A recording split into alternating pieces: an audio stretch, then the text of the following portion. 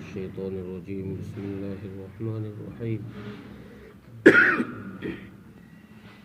ولا يحسبن الذين يبخلون بما آتاهم الله من فضله هو خيرا لهم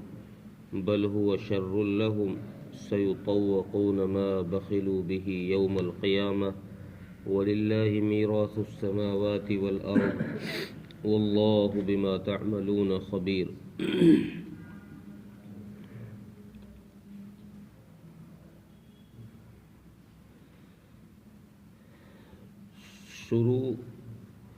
سورہ آل عمران کے شروع میں یہودیوں کی کچھ بری عادتیں بیان کی گئی تھی، بری خصلتیں.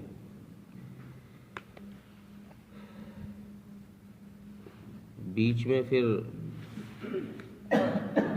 جنگ احد کا ذکر کیا ہے. اب یہاں سے انہی بری عادتوں کا ذکر کیا جا رہا ہے، اور اس آیت کے اندر اللہ تبارک و تعالی فرما رہے ہیں کہ ان یہودیوں کا حال یہ تھا کہ ہم نے ان کو جو کچھ مال عطا کر رکھا تھا یہ اس مال میں سے ہمارے نام پر خرچ نہیں کرتے تھے، اس مال کو جمع کر کے رکھتے تھے. اللہ تبارک و تعالی فرما رہے ہیں کہ یہ بخل تھا جس حرکت کو یہ کرتے تھے، اور اس بخل کو یہ اپنے لیے بہتر سمجھتے تھے، مال نہ دینے کو اپنے لیے بہتر سمجھتے تھے، حالانکہ یہ چیز ان کے لیے بہتر نہیں ہے، اور کسی کے لیے بھی یہ چیز بہتر نہیں ہے کہ جو کچھ اللہ نے دیا ہے اس میں سے آدمی اگر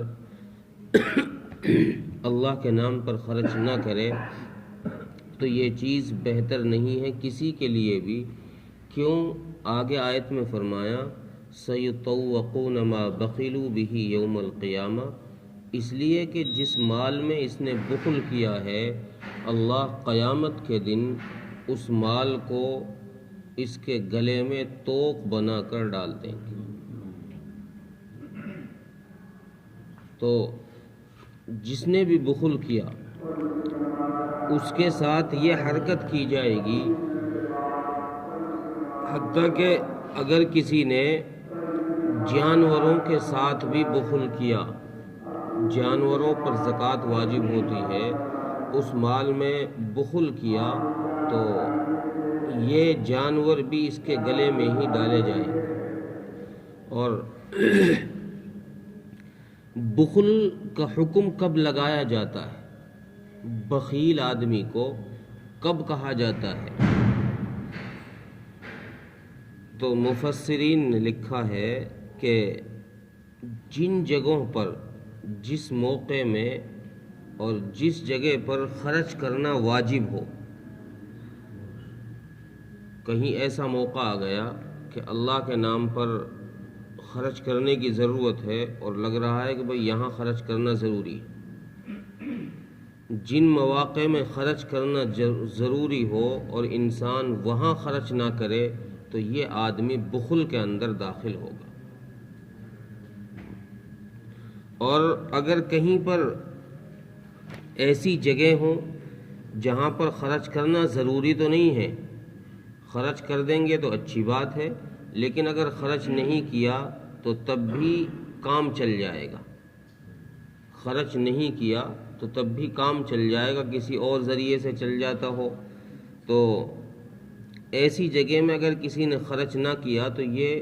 بخل کے حکم میں نہیں آئے گا. ضروری مواقع میں خرچ کرنا یہ ہے بخل کے حکم میں. تو اگر کوئی شخص ضروری جگہوں میں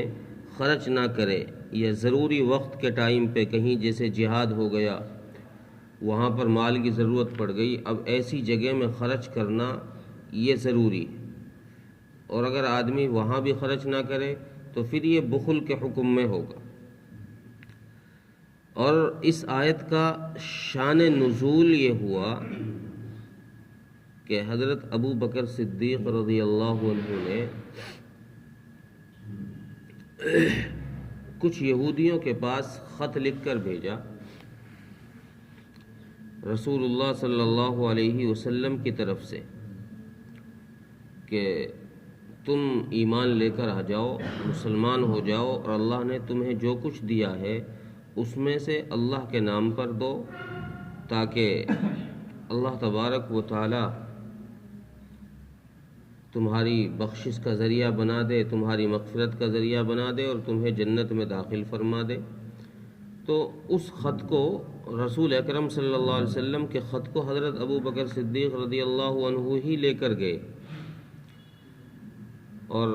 جا کر ان یہودیوں کو یہ پیغام سنایا۔ حضرت ابو بکر صدیق رضی اللہ عنہ نے فرمایا کہ بھائی دیکھو، اللہ نے تمہیں مال دیا ہے، دولت دی ہے، یہ اللہ کی طرف سے عطا کی ہوئی ہے، اس لیے اللہ فرما رہے ہیں کہ تم میرے نام پر خرچ بھی کیا کرو۔ اور تو اس یہودی نے یہ کہا کہ کیا اللہ فقیر ہے جو ہم اس کو دیں؟ بھی دیا تو فقیر کو جاتا ہے نا، غریب کو، تو کیا اللہ فقیر ہے، غریب ہے، ہم اس کو دیں؟ اگر اللہ غنی ہوتا، مالدار ہوتا تو پھر ہم سے مانگتا ہی نہیں، سوال ہی نہیں کرتا ہم سے۔ تو پتہ یہ چلا کہ اللہ کا سوال کرنا، اس یہودی نے کہا کہ اس بات کی دلیل ہے کہ اللہ فقیر ہے، ہم مالدار ہیں، ہم غنی ہیں، اس لیے ہم سے مانگ رہا ہے۔ حضرت ابو بکر صدیق رضی اللہ عنہ نے جب یہ بات سنی، حضرت ابو بکر نے فرمایا بھائی ایسا مسئلہ نہیں ہے، اللہ نے قرآن میں کہا ہے واللہ الغنی وانتم الفقراء، تم فقیر ہو، اللہ غنی ہے، مالدار ہے، اللہ تو اللہ کو کسی چیز کی حاجت نہیں ہے، لیکن اللہ تبارک و تعالیٰ نے تمہیں حکم دیا ہے کہ تم اس کے نام پر خرچ کرو، اپنے ہی لوگوں میں تم اس کے نام پر خرچ کرو، اس کے دیے ہوئے مال میں سے اپنے ہی لوگوں میں۔ تو اس یہودی نے کہا کہ نہیں، یہ بات نہیں ہے، اگر اللہ کو ضرورت ہے اور اللہ مانگ رہا ہے تو اس سے پتہ یہی چل رہا ہے کہ اللہ فقیر ہے، ہم ہیں غنی۔ حضرت ابو بکر صدیق رضی اللہ عنہ کو غصہ آیا، حضرت ابو بکر نے ایک چانٹا مارا اس کے زور سے، اور اس کو جب چانٹا پڑا اس کی عقل ٹھکانے آ گئی۔ حضرت ابو بکر سے جھگڑا تو نہ کر سکا، رسول اللہ صلی اللہ علیہ وسلم کے پاس آ کر شکایت درج کر دی کہ رسول اللہ، تمہارے ساتھی ابو بکر نے اس طرح میرے ساتھ حرکت کی، میرے تھپڑ مار دیا۔ حضرت ابو بکر صدیق رضی اللہ عنہ کو بلایا گیا، حضرت ابو بکر سے پوچھا کہ ابو بکر کیا بات، تم نے اس کے تھپڑ مارا ہے؟ حضرت ابو بکر نے فرمایا ہاں یا رسول اللہ، میں نے تھپڑ مارا ہے اس کے، لیکن اس نے کچھ الفاظ ایسے غلط استعمال کیے تھے، غلط الفاظ کہے تھے کہ جن کی وجہ سے میں نے اس کے تھپڑ مار دیا۔ حضرت ابو بکر صدیق رضی اللہ عنہ نے وہ الفاظ بتا دیے کہ رسول اللہ اس طرح کہہ رہا تھا، یہ الٹی باتیں کر رہا تھا، مجھے غصہ آ گیا، میں نے اس کے تھپڑ مار دیا۔ وہ یہودی مکر گیا کہ نہیں میں نے اس طرح کہا ہی نہیں ہے، اس نے تو خامہ کا میرا تھپڑ مار دیا۔ اب وہ یہودی چاہ رہا تھا کہ رسول اللہ صلی اللہ علیہ وسلم بدلے میں اس کے بھی چانٹا پڑھوائیں۔ اسلام میں تو انصاف ہے نا، قرآن کریم نے کہا ہے العین بالعین والسن بالسن والجروح قصاص، بھئی آنکھ کے بدلے آنکھ ہے، ہاتھ کے بدلے ہاتھ ہے۔ کسی نے تھپڑ مار دیا تو تھپڑ کے بدلے تھپڑ ہے، اتنی زور سے تھپڑ مار لو، بدلہ لے لو، شریعت نے اجازت دی ہے۔ تو یہ یہودی مکر گیا کہ میں نے اللہ کے نبی، میں نے اس طرح نہیں کہا اس سے،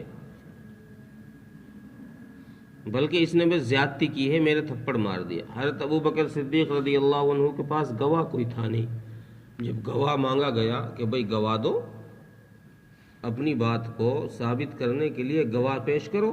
کہ بھئی اس طرح تو نے کہا تھا اس سے، اس پر یہ آدمی گواہ ہے۔ حضرت ابو بکر کے پاس کوئی گواہ نہیں تھا،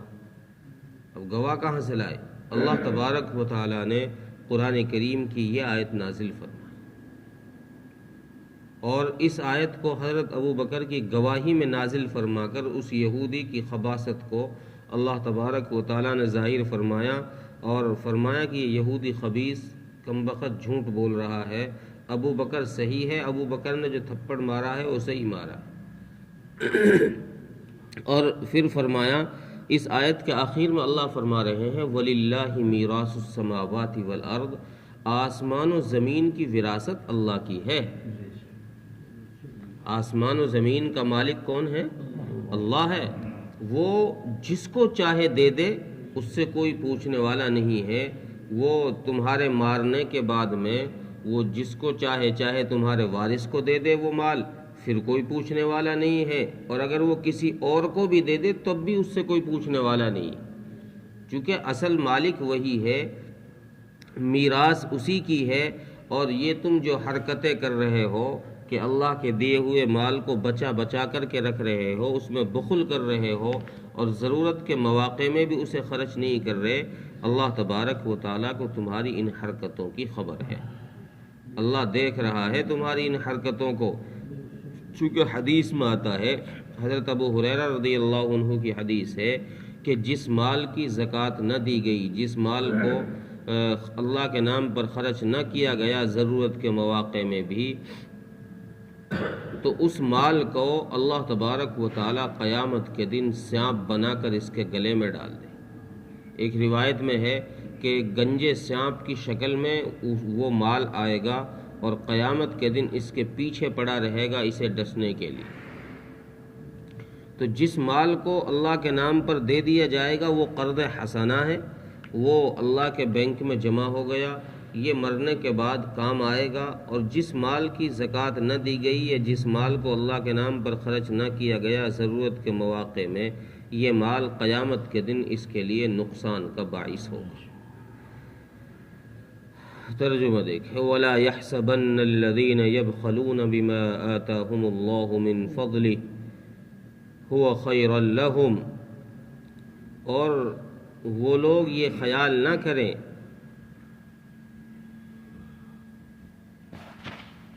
جنہوں نے بخل کیا ہے اس مال میں جو اللہ تبارک و تعالیٰ نے ان کے لیے دیا ہے کہ یہ ان کے لیے بہتر ہے، یہ بخل کرنا ان کے لیے بہتر ہے، بل ہوا شر لہم، بلکہ یہ بخل کرنا ان کے لیے بہت برا ہے۔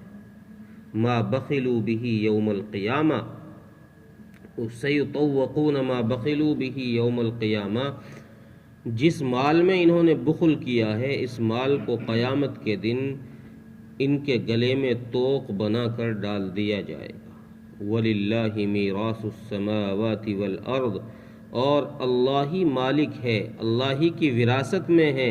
آسمان و زمین۔ وَاللَّهُ بِمَا تَعْمَلُونَ خَبِيرٌ، اور اللہ تبارک و تعالیٰ کو تمہارے کاموں کی خبر ہے، جو تم کر رہے ہو اللہ تبارک و تعالیٰ ان ساری حرکتوں سے واقف ہے۔ اللہ تعالیٰ ملک